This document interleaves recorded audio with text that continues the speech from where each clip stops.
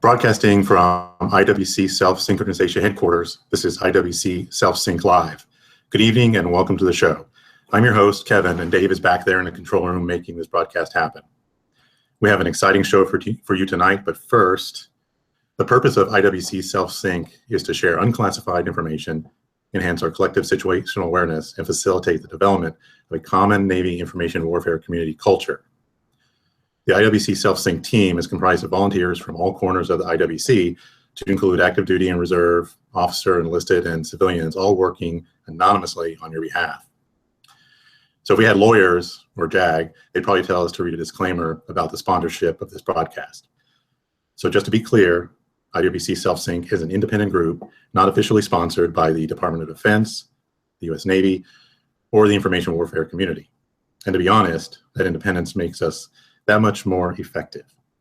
Again, to be clear, the information and opinions presented in this forum by the IWC Self Sync team and their guests should not be construed as official in any way. Okay, let's move on to the show now. It is my distinct honor to introduce Rear Admiral MacDonnell. He holds a master's degree in management from Salve Regina University, a bachelor's degree in electrical engineering with a minor in psychology from Norwich University. He currently serves as Commander, Naval Information Force Reserve, and is Reserve Deputy Commander, Naval Information Forces. In his civilian career, he's a cybersecurity executive with an international medical device company in Marlborough, Massachusetts. Welcome to the program, Admiral. Hey, good evening, Kevin, and to the rest of the team there, and good evening to everybody out there and in Cyberland. I really appreciate the opportunity to speak with all of you for a short time tonight. I see this as a huge value for me personally to be able to reach out and touch as many as possible in terms of having a dialogue between you and me. It's a pretty large force that we have out there, over 7,300 folks, 131 units. So it's physically impossible for me to get out there and meet with each one of you. So having the opportunity to engage in a program like this with all of you, even if it's just for an hour or so, is hugely valuable for me, and hopefully it'll be valuable for all of you as well. And up front, I do want to thank all of you for what you do, whether you're active or reserve, civilian, officer, enlisted, all part of the IWC team. It is definitely a great time to be part of that team. There's a lot of fantastic things that are happening within the community, specifically over the last year, that not only enhances the Navy, but really enhances the information warfare culture as we continue to mature that culture as a warfighting community. And I'll hand it back to you, LT, to continue with the program. Thank you, sir. We're definitely very happy to have you on the program tonight. So, so as you've seen the IW community emerge, what are some of the challenges that the community faced early on, and how do you remember seeing those overcome? So that's a good first question. As hopefully many of you know, we're about 6+ years into this new thing that we now call the information warfare community, and we did just change our name earlier this year for all the right reasons. It really is just the next logical step as we continue to mature ourselves as a warfighting community. In terms of some challenges that we faced early on, a couple of things that come to mind. First would probably be what I would consider the culture.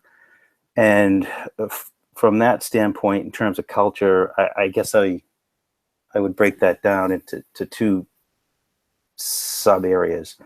First one is the whole culture of bringing all these different communities together. In the past, we were very much stovepiped. We kind of did our own thing. There was a little bit of cross-pollination, especially at the three-letter agencies, but we kind of were very stovepiped and did our own thing. So by bringing all the communities together, I think that really enhances us on one hand, but we were different cultures. We did things a different way because of our size, because of our missions, because of the way we were trained, and so forth. So by bringing all those cultures together, there were going to be natural, what I would call friction points, as we did come together and did grow as a community. I will tell you though, the big Navy, if you will, sees that as a complete value add. They appreciate and want that diversity of subject matter expertise and cultures. I always use the example of General Alexander when he was heading up the NSA. He really liked the Navy and getting sailors to go to NSA because of the fact that we had sailors that had subject matter expertise and came up through a career path in signals intelligence versus the other services where that was just kind of a subspecialty. So I see our different cultures and our different designators as being the secret sauce, if you will, that's going to make us successful. But I will say that initially, at least, when we brought all the different cultures together, there were a couple of friction points, but I think we've overcome them. Probably the best way we do that is what I refer to as communicate. It's vitally important that we as a team are in constant communication with each other and understanding how each community operates and really what they bring to the table, because each community has strong suits, best practices, processes, training tracks, whatever. And we really should capitalize on those and take the best of each one of those designators or rating and bring it to the whole fight. And the second thing around culture, I think that was, we needed to get our hands around is the fact that we are no longer supporting the warfighter. We are warfighters, and that started to change when we got our qualification system and our PIN. Like I said, about 5 or 6 years ago now. And initially, I think, I'm not sure if there was a total buy-in to that mindset, but as we continued to grow, as we got more people qualified to wear the PIN, I would say when I talk to junior sailors and junior officers now, they absolutely are bought into the fact that we are warfighters. And if there's more senior folks out there that may not believe that, then they seriously need to rethink, what their perspective is, because from the CNO on down, he, as well as the rest of the Navy, sees us as warfighters.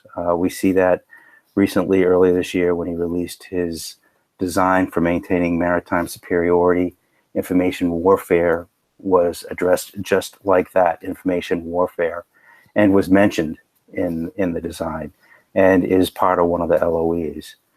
So, from a standpoint of culture, I would think that was one of the biggest things that we had to overcome, and I think we've made a lot of progress. And then finally, since there are a lot of reservists on the call, I think we need to stomp the fact about active reserve integration. We started this thing called active reserve integration. Well, for those of us that have been around, probably close to 15 years now.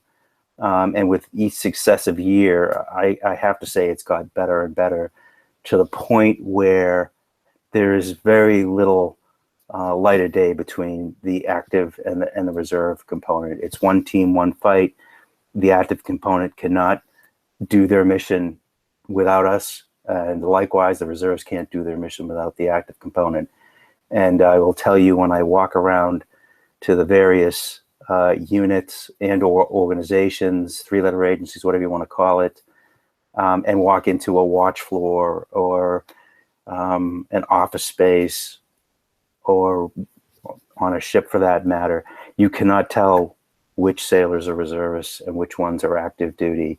And that's a very good thing, because that shows that there is complete transparency, and we have made a huge amount of progress in making it one team, one fight. Yes, sir. I definitely agree. And the whole thing about the fact that when you go to commands, or maybe if you're on a ship, you can't tell the reservists from active duty is huge.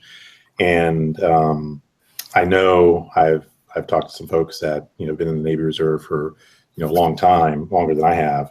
And there was a time, obviously in the past, when reservists weren't held in high regard, or a lot of people felt they didn't bring the right skill set, or a skill set in general, to a command, to a deployment, what have you. But nowadays you have, as I've seen firsthand, there's some places where reservists are getting mobilized almost entirely and doing active duty jobs, and doing them quite well. And that's just a testament to where we've come, and really where we're going to go in the future. So. No, I completely agree, and I always tell the story. I was a young lieutenant back in the early '90s, and I went on my active duty, and they put me in a corner and put me at a desk and gave me some very menial, what I would consider menial task, and you didn't want to touch anything because you were a reservist. And those of us that have been around in the early '90s remember that. But I will tell you, as you indicated, we are fully integrated in every facet of the Navy, both at sea and shore based, and it's phenomenal for those of us that have seen the strides that we make, and it is a testament to all our sailors. Yes, sir. So cybersecurity, as you know, sir, is a hot topic these days, and is going to be for a long time to come. The Reserve IWC force, is made up not just within the officer ranks, but listed as well, is made up of people who have extensive civilian experience in the cyber realm, IT realm, etc. In the past, we've seen, at least on the reserve side, we've seen skill surveys come out where various groups have tried to capture the skill sets, whether it's generic IT or cyber related, of the reserve force, IWC Reserve Force, in an effort to be able to use that to find folks, maybe to be bring and put on orders to a NIOC or wherever the case may be, and help solve and work on problems related to IT, cyber, etc. I've not, in recent times, I've not seen a lot of integration with reservists and their civilian skills, or at least where they can use their civilian skills in an active duty or long-term sort of manner, whether it's on ADT, ADSW, etc. And I'd kind of like to get your take on that, and see what your thoughts are, and see if if we are going to see some things change down the road with respect to being able to utilize civilian skills of much more so than we do civilian skills of our reserve force and IWC. Oh gosh, so a couple of things come to mind just from the database. I know that there have been database proposed and even tried over the years, and we are still trying to get there with a web-based app. Big Navy Reserve, Vice Admiral Braun, has that as a priority, and I think with the new Chief of Naval Reserve coming on board, that it will continue to be a priority. It's proven to be a little bit of a bigger rock for a couple of reasons. The fact that it probably needs to be web-based, the data will change, and it needs to be updated by the members to be current. And then you got to deal with the whole PII thing, where the information could be considered as PII or personal information. And how do we protect that? Where does it reside? That sort of thing. I think everybody agrees that we need something. What that looks like, not quite sure yet, but I do know that it is on the mind of senior leaders within the reserve. With regards to cyber, don't need to say it. You're spot on. It is hot, both in the civilian world. Also do cyber as well as in the military, which is sort of a double-edged sword, maybe a good problem to have. The fact that one of the things that makes the IWC, at least on the reserve side, very different than the unrestricted line is the fact that we can bring folks in and qualify them in as a reservist. Very different from the unrestricted line. You can't earn your wings or your SWO pin or your dolphins through the reserves. You have to go on active duty, long training track. But with that comes the fact that those skills usually are also at least partially used in the civilian world. And that reservist has to share those, if you will. With your question, you had kind of said that you thought that it hadn't progressed fast enough in terms of using those skills or bringing those folks on active duty orders. If I'm hearing that right, I gotta say I'd kind of push back a little bit on that, because I would probably take the hit of saying, hey, we as senior leadership aren't communicating that enough, because we spend hundreds of thousands of dollars on ADT, bringing folks on orders in various organizations, and they're highly sought after. Active duty has figured out not only is the skill set there, but quite frankly, from a business standpoint, they're cheaper than contractors. So the appetite to bring reservists on active duty is huge. I think we got a little spoiled with the OCO dollars that were available over the past, say, dozen years or so. That money's going away, but it was relatively easy to bring reservists on orders. The tough part now is money is starting to go away. Right, for those of us that have been around, there is a cycle to it all, and while last year and this year the dollars seem to be good, there is a slight compression to make sure that we're getting value add for every dollar that's spent. So we need to make sure now that the war dollars, if you will, are going away. We need to make sure that active duty commands are palming for reserve support, because those commands that want that resource need to pay for it. I think traditionally they've looked for other sources, and we need to make sure that we're helping the active component palm for those dollars. And then the second component is, frankly, time. So as reservists, we all know that we've got civilian careers, we've got families. A lot of times these assignments aren't necessarily located geographically where we live. So there is a balance there. On one hand, I think reserves want to contribute. A lot of us jump or would jump at the opportunity to go on active duty for at least a certain period of time.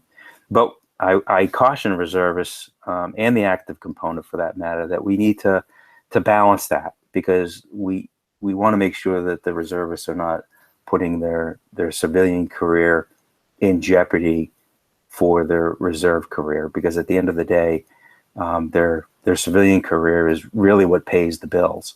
So we really need to make sure that, we want to make sure the active component knows that we're there to support them. And in certain circumstances, it makes sense to bring reservists on orders. We need to keep reminding them in the back of their head that we are reserves, so we are not a full-time 20-year solution, if you will, but a way to be brought on active duty to be a stopgap while resources are ramped up or to work a special project. No, that makes sense, sir. Especially the the issue with respect to funding and the fact that a lot of times the gaining commands are the ones who have to fit the bill, if you will, and it can sometimes be troubling. Yeah, they say, yeah, we love this support, we love what the reservists can bring, and then the other side of it is, well, then you have to pay for it. Yeah, and, well, the funny thing is, just today, someone from Cybercom called me up and like, hey, sir, we have this kick butt lieutenant commander who's done X, Y, and Z, and the orders, turn into a pumpkin 30 September, and we don't, Stratcom doesn't have the money. And so I get that, I sympathize, but this, especially Q1 of this year, is tighter. In the interest of full disclosure, it's absolutely critical that we, I guess, prioritize those requirements, so the money that we do have is being spent on the top priorities and not on something superficial. But it's tough because as I alluded to earlier, it's kind of a double-edged sword. We've proven ourselves, we're proven our worth to the active component, but quite frankly, because of that, they see us as a resource, which is a good thing. Yes, sir. So we have a question from the audience. As we evolve the IWC into existing and future ops, will there be increased participation in large force exercises like Cyber Flag, Red Flag, Key Resolve, RIMPAC, etc.? The answer is yes, and I would say that we're there today. We've participated in most, if not all, of those exercises that you've mentioned. So RIMPAC, I forget what the hours are, but they're pretty phenomenal in terms of the number of man days, that reserve man days from big Navy Reserve, not just the NAVI 4-res piece of the pie. In the past, we have participated in Cyber Guard, Cyber Flag. Three years ago now, when I was at 10th Fleet as the Reserve Deputy, I was the senior IWC flag officer on the ground out in Nevada. Total participation in that, and up to and leading to that exercise support, not only playing in the game, but developing the measles, developing the scenarios, going to the planning conferences. All the facets of exercise support absolutely has a reserve component. And I would say that that's one of our strong suits, and I only see it increasing in the future. That's very good to know. Yeah, then some of that stuff, cyber flying and whatnot, kind of plays into the whole thing about cyber and how we can better leverage folks who have that skill set. From your perspectives, what sort of NOBCs or AQDs do you feel are some of the top ones that folks should be kind of looking at or trying to obtain within IWC? Well, yeah, each one of the ratings has a training track, and I would default back to the active component commands because they pay for the billets, they own the billets. So in terms of the specific AQDs or NOBCs, I really do. Obviously, they're kind of broken out by rating or designator, but more specifically, the active command, which is where the billet resides, they have a say as well.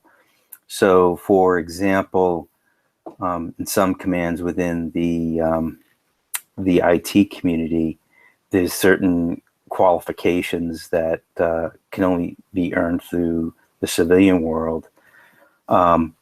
Some active commands feel those are required, and they lash those to the particular billet. And if they're lashed to the billet, then the Navy will sponsor the training and pay for the test. In cases where that same rate and rank IT, it could be in another command, they may not need that. I've often gotten the question, hey, I'd like to get this particular qualification, civilian war qualification, but the Navy won't pay for it. And I say, yes, that's true. And that's because the active command has decided that wasn't, quite frankly, a skill set that was needed for your particular job. And that if you feel that it is required and needed, that you should work with your OSO to get the billet changed, because we make billet changes all the time. That's part of our job as kind of the reserve TICOM, is to work with the OSOs and the active commands on their requirements and the training that's required for within each one of those billets, to make sure they're getting a full up round or a fully trained sailor. Yes, sir. So on that topic of certifications and education, getting a master's degree can benefit a reserve sailor, whether they're enlisted or officer in their career, especially officers, because as we progress toward and beyond 04, having a master's degree can be a differentiator for promotion on boards. There's, I'm sure there's many reservists in IWC who, through mobilizations and other active duty time, do have GI Bill benefits, but it's likely not necessarily 100% unless they were prior active duty for a period of time. Given the expense of obtaining a master's degree these days, do you foresee the potential for any programs for reservists to get in, to be involved with, get into, whether it's maybe opening up, having a wider opening into Naval Postgraduate School or the War College, et cetera, to help lessen the financial burden on members who maybe have to subsidize their own education beyond what an employer may pay and GI Bill? Mm-hmm. Okay, no, good question around, because masters, especially as officers, but enlisted as well. It's amazing how many of our enlisteds have advanced degrees. It's absolutely correct or true that master's degrees are becoming more the norm than not. And I believe that there are a couple of slots for postgraduate school, and we probably should petition for more of them. But they are a handful, and quite frankly, it's because the throughput the pipe is only so big, if you will, and obviously the active component has to get the active folks through postgraduate school, and we do get a certain number of slots there, but they're across Navy Reserve, not just the IWC. You kind of alluded to the fact of War College, and that's another way. Frankly, one of the ways that helped me get my master's. I did JPME 1 when it first came out, and I actually had to drive down to Newport one night a week for 3 years from Boston, where I lived. But the good news there was that counted towards master's credits, and was able to use those and quote unquote partially pay for a master's degree. With regards to the 9/11 benefits, gosh, I got to tell you, what a crazy good benefit that is. It frankly is, in my mind, phenomenal. Not only for the individual sailor, but as we know, they can transfer that to a family member. But I don't see that changing a whole heck of a lot. I do know within the IWC, there is a large percentage of folks that have been mobilized, which means they get some sort of partial benefit, and obviously well earned and well deserved. But I don't see that changing in any way, except getting a little bit more restrictive. And I'm sure everybody's seen the emails out there about making sure that you do log into the system and set up your benefits so that they can be transferred to other family members. The only other thing I would say is around master's degrees is, I do know that they're a lot of money. Like I said, I paid for a good part of mine on my own. And not only does it give it a little skin in the game, but it does pay huge dividends. And I'll tell you a story, and no kidding, I was literally flying down to DC last week, and I was on the plane with a former service member who now works for Raytheon, who put himself, he opted to put himself through the Sloan School at MIT as a civilian rather than stay on active duty, because he just felt it was important that he have that latitude. And I'm not telling people that they should have to pay for it all on their own, but they may need to pick up a certain portion of it. But don't forget your civilian company. Lots of companies too value master's degrees, and I would, unless it's a really, really small company, I would be shocked to hear that there is not some sort of reimbursement. So between War College, count for some stuff, a little bit of the GI Bill, and civilian job kicking in, I think getting the master's is very doable, and I would encourage folks to seriously consider that, only because while it's not required for promotion boards, I kind of equate it to mobilizations within certain designators and ratings with the IWC, or JPME for that matter. If a lot of folks are doing it, then it kind of becomes the status quo, and then it becomes a differentiator.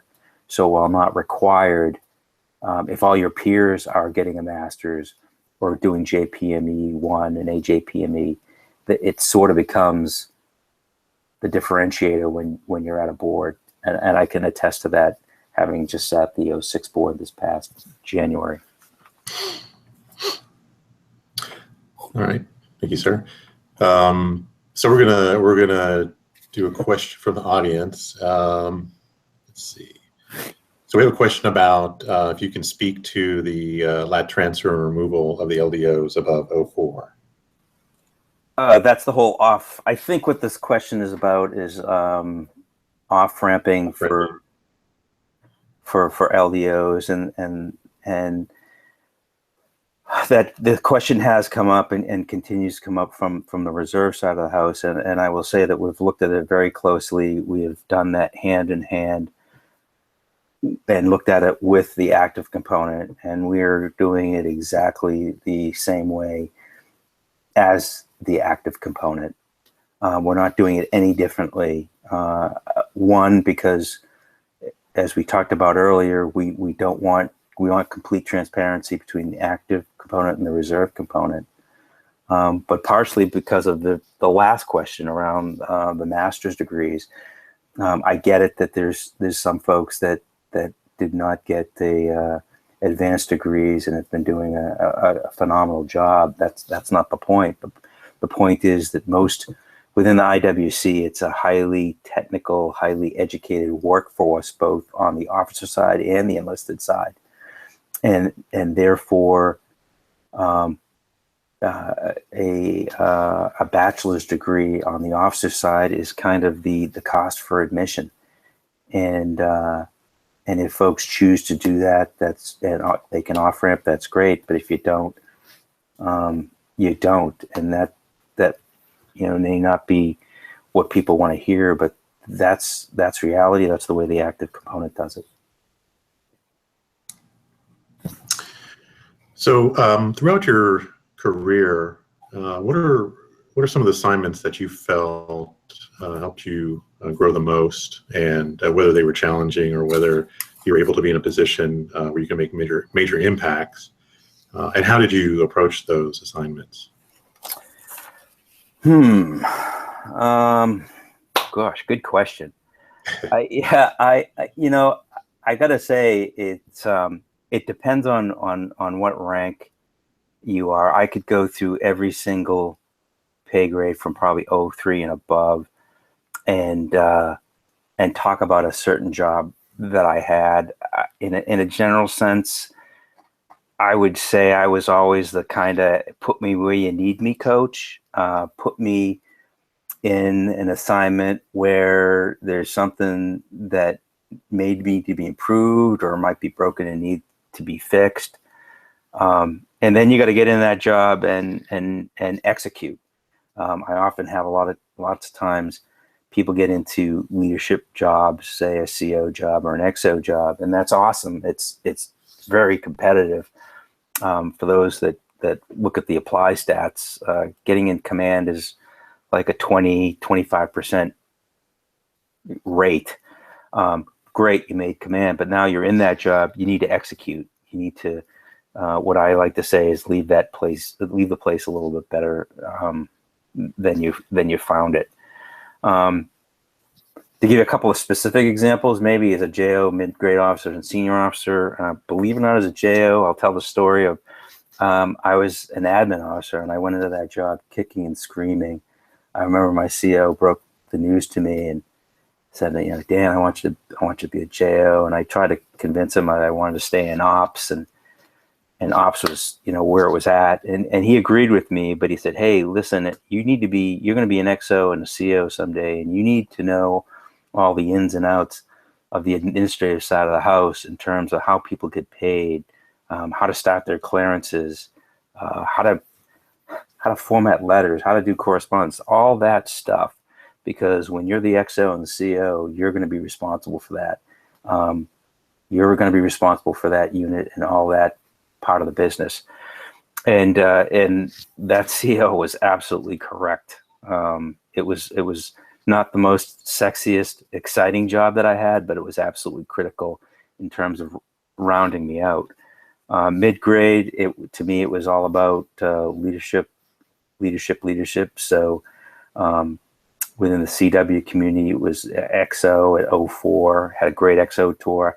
I was fortunate enough to fleet up to be an acting CO as an 04. And then as an 05 and 06, it was all about command, and really, really enjoyed that, especially my 06 command at Fleet Cyber 10th Fleet.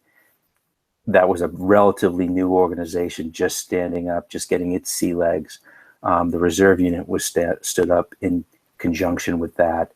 And that was a huge, one of the largest units within the claimantcy, which was a challenge unto itself. But to just be able to build that force up to augment this new thing called Fleet Cyber 10th Fleet was phenomenal. And then I'd probably end it with my mobilization to Afghanistan was just a unique experience, from working on a NATO joint staff in an Army culture.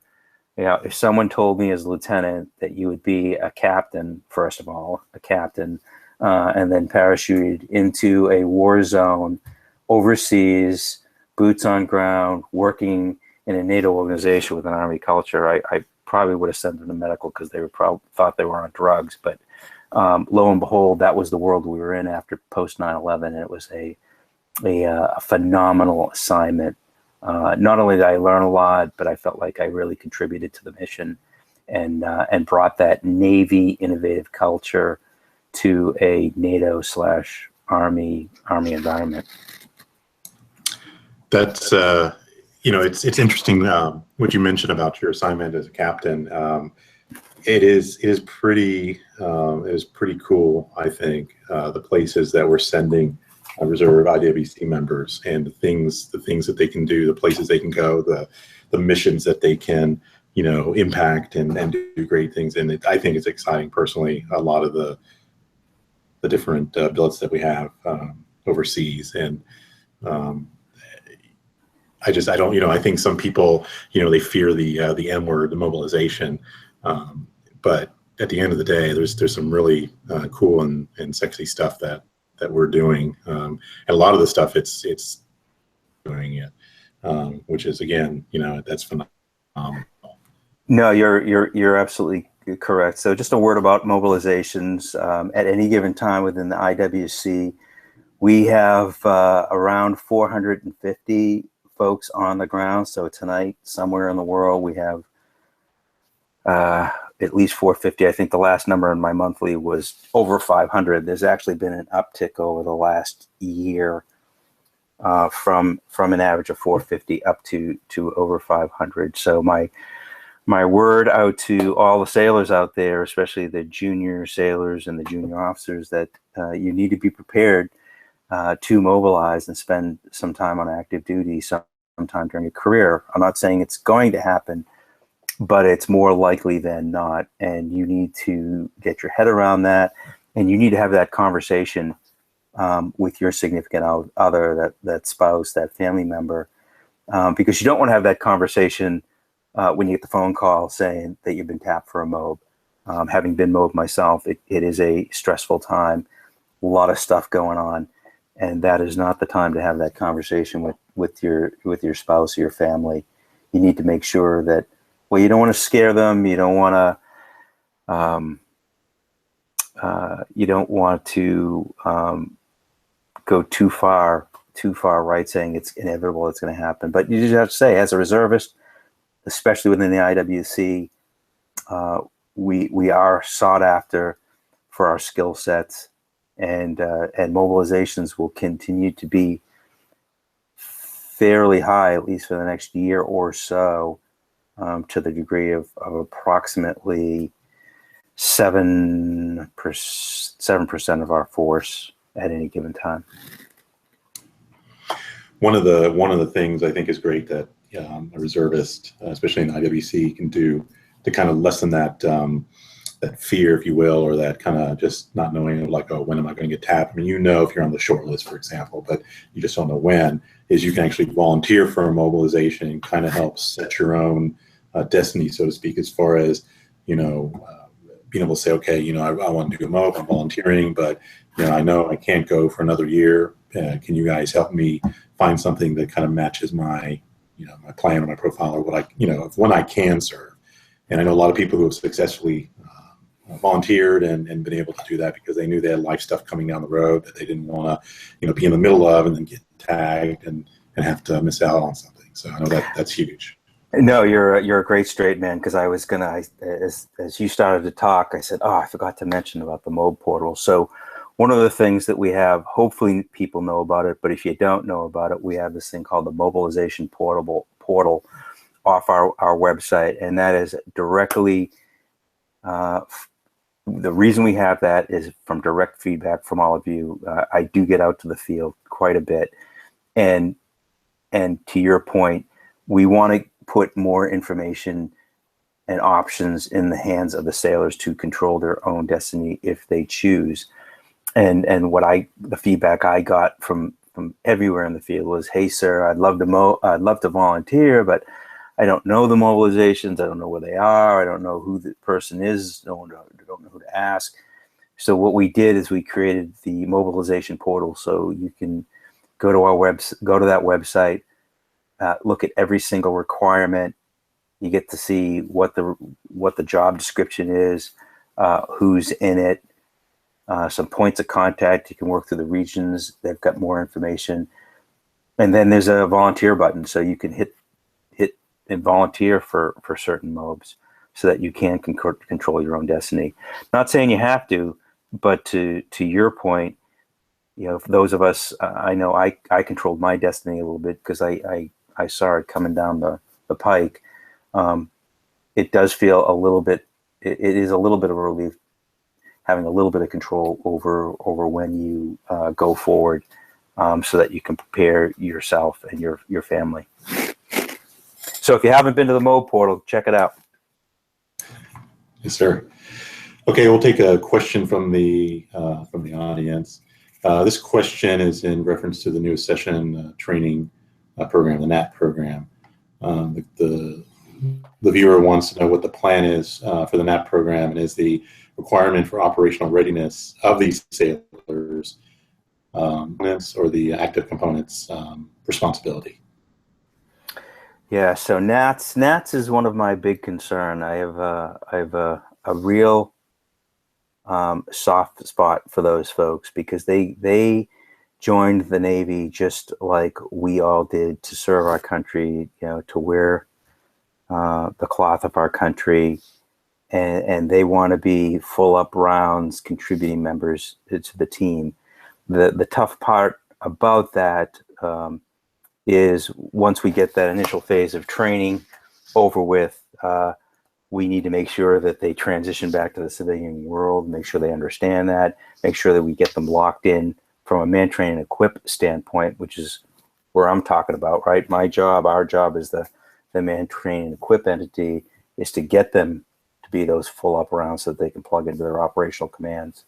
And how do we do that in terms of integrating them into the reserves, because they're brand new to the Navy, and then they're brand new to the reserve, and all the idiosyncrasies and differences between being an active duty sailor and a reserve sailor.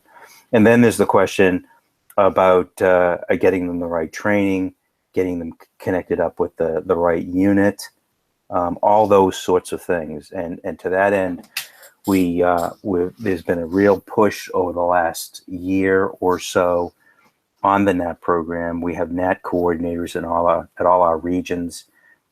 We have folks on active duty at the schoolhouses to make sure they're reaching out to the NATs to make sure that they've got a reserve IWC point of contact, so they don't feel like an amoeba in the pool of life the minute they're released from active duty. And then we've got a couple of training programs. We just went through a pilot program that is specifically geared to NATs to help get them up to speed on the reserve side of the house and how things operate and how to do what would be considered very basic stuff to all of us that have been around for a while. But you got to remember, again, these folks just joined the Navy. They just got through their basic schools, and now they got to learn this whole reserve culture as well. So we continue to press, and I get reports every month from the headquarters fed through the regions on how we're doing with NATs. Does that answer the question? Yes, sir. I think it does. I do kind of have a question about the NAT program. So I know probably when I was first looking to come into the Navy Reserve and get a commission, it's going back 7-8 years ago. I know the NAT program did not exist, I believe, and the way folks came in on the enlisted side into the Navy Reserve, basically they came in through kind of a similar way, I believe, if I recall correctly, as to how our direct commission officers do. Basically, you swear in, you're in the Navy, and then within a certain amount of time within your first year, you have to go to boot camp, or I think back then on the enlisted side, it was like a condensed boot camp sort of scenario. Is that how it used to be? And I guess if so, now that we have the NAT program, do you foresee the NAT program being the thing as far as how we get new sailors and basically for here on out? No, you basically stated it correctly, and yes, I do see the NAT program as being just another source. It's kind of like the DIRCOM program versus lat transfers on the officer side, or folks just getting off active duty and picking up a reserve billet. The goal is you want to, at least with the NATs, is you're trying to capitalize on maybe some civilian skill sets, but you're just bringing folks in with again a different optic, not all the same way, different walks of life, that sort of thing. I always talk about diversity, and yeah, there's the diversity of male, female, or minority, or that sort of thing. But there's also the diversity of where you came from and what you've done. And I think bringing in folks from different paths where they've had different experiences, whether they've spent some time in the civilian world, or they've been on active duty, or they've been enlisted, and then they come over to the officer side of the house, is nothing but upside. It just makes for a more diverse workforce. I don't see the NAT program going away. I do think that it takes focus. We need to keep a focus on these folks, especially NATs that are in remote locations. I'll tell you that one of the issues that we're working through is the fact that we do bring in NATs from all over the United States, but in the IWC to really be productive and do operational stuff, and sometimes like with the CTs to even study for exams, you need to have access to a skiff. So if you're from Helena, Montana, and if you're a NAT out of Noss, Montana, and the nearest skiff is thousands of miles away, that proves to be a challenge to make sure that we're, one, communicating to the sailor and making them feel like they're networked in, and two, just getting them to a space where they can get trained and get up to speed. And very similar problem with on the aviation side of the house, have a very similar thing where they've got folks in Idaho, but their squadron maintenance their maintenance guys and all their maintenance training can only be done in a maintenance squadron down in San Diego. And how do you get them trained, and how do you get them there? Because it is asking a little bit more of those guys, especially ones that are remotely located. But we're trying to work through that, because we do, the Navy's, they've made an investment in the Navy. The Navy's made an investment in them, and I think we owe it to those sailors to try to help them out as much as possible, so that they can become full-up members of the team. All right, sir. We have a couple more questions from the audience. So one of the questions someone asked is about the mixing of the different designators and rates across single domain units, so like intel units. So I know right now in the reserve side, we're at the CO level. I'm not sure if it's just at the 06 level, but we're having cross-pollination, so to speak, from other designators. Like for example, the unit I'm at, the CO is a METOC. We're not doing it necessarily yet at the XO level, and at the junior officer level, where you may have a CW officer who may want to go and serve at an intel unit prior to becoming an 04. Is there advantages to that? Well, I guess really the question is, number one, at what point is that going to be a viable career option for those JOs? And number two, are there going to be advantages to doing that sooner rather than later, if it is a viable thing to do? Okay, good question. and by the way, apply results are out today. So any senior officers on the call or lieutenant commanders that put in for XO jobs, check your apply site, because you'll know what you got. So that's kind of a multifaceted question, and I guess let's start with cross-slated billets. So we do in the reserve side of the house, like the active component, they cross-detail. We have a thing called apply, where we cross-slate 06 COs into billets, and I will tell you that we've just completed our 4th year. So we have been through 2 complete apply cycles, both the odd year, meaning 15 and 17, and the even year, which is 14 and 16.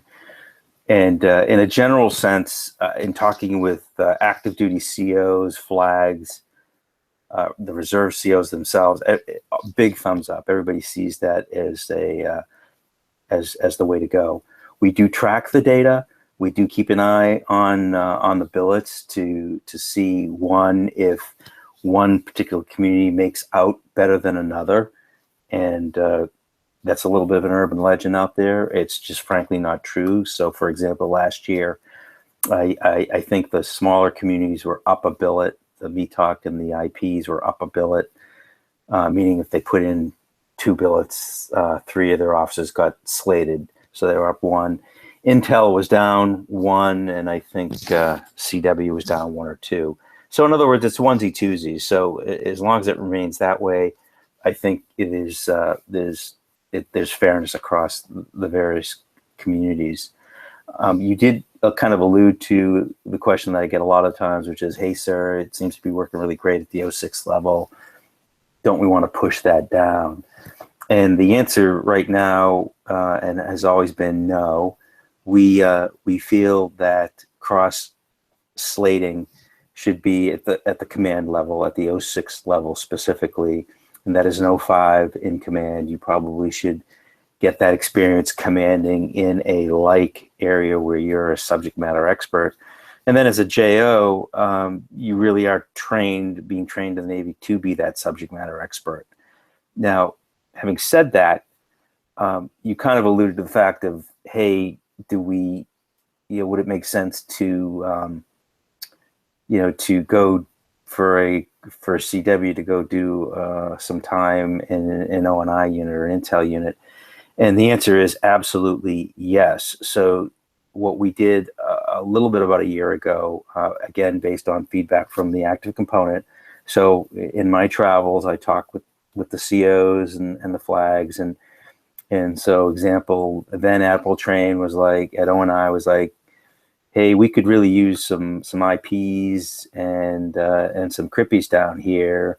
You go up to then Vice Admiral Ty at 10th Fleet. She goes, well, I could use some METOC and some IPs. So what we did is a beta test in the DC area, and we basically mixed some billets around and transfer them. So it was a one-off switch, so no one command. You had to give up something to get something, but it worked really well. And what it kind of proved is the fact that we really do need to take a holistic view at the reserve IWC claimancy.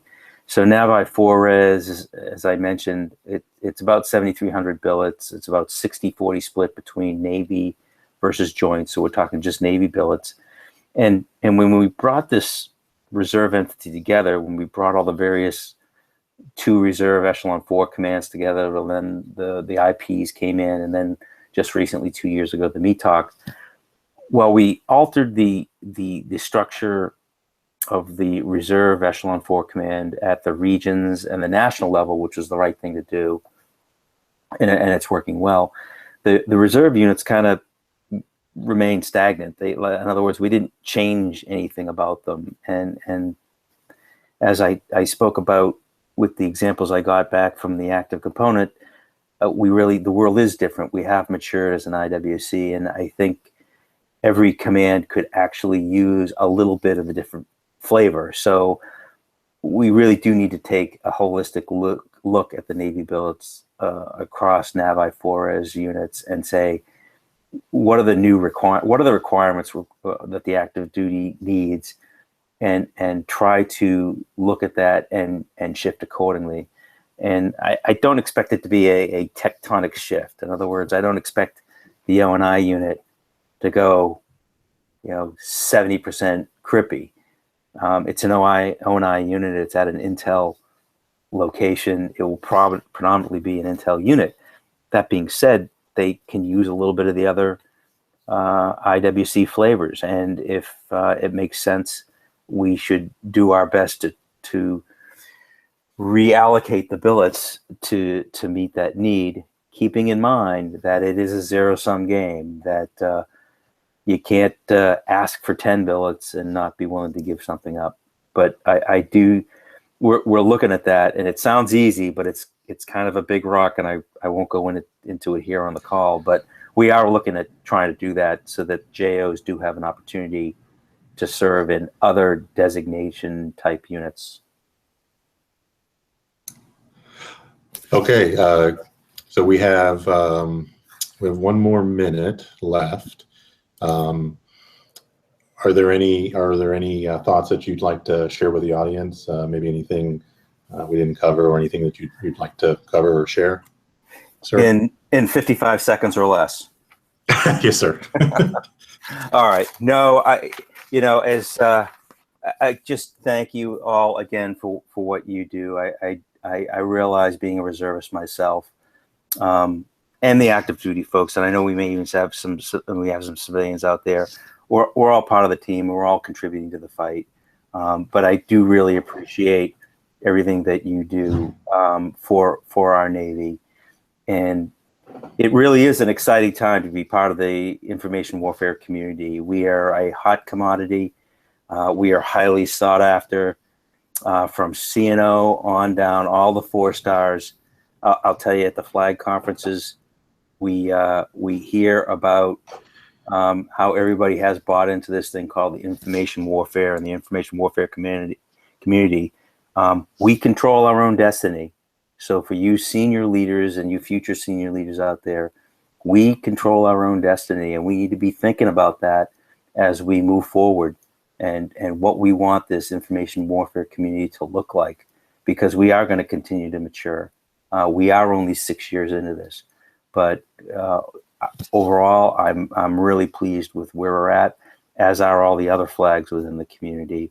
And again, I really appreciate the time to be able to interact with you for an hour or so. Hopefully it was beneficial to you. If there are a few further questions, LT, I'd appreciate it if you want to forward them to me. I'll be glad to respond to them and get them back to folks so that everybody feels like their question's been answered. Oh, yes, sir. Definitely, we will. And thank you for joining. Very, very happy that you joined us. It was a great show. Very, very enlightening, and we hope that you have a good rest of your evening. All right, thanks. I hope I get invited back. Yes, sir. All right, take care, folks. Thank you, sir. Good night.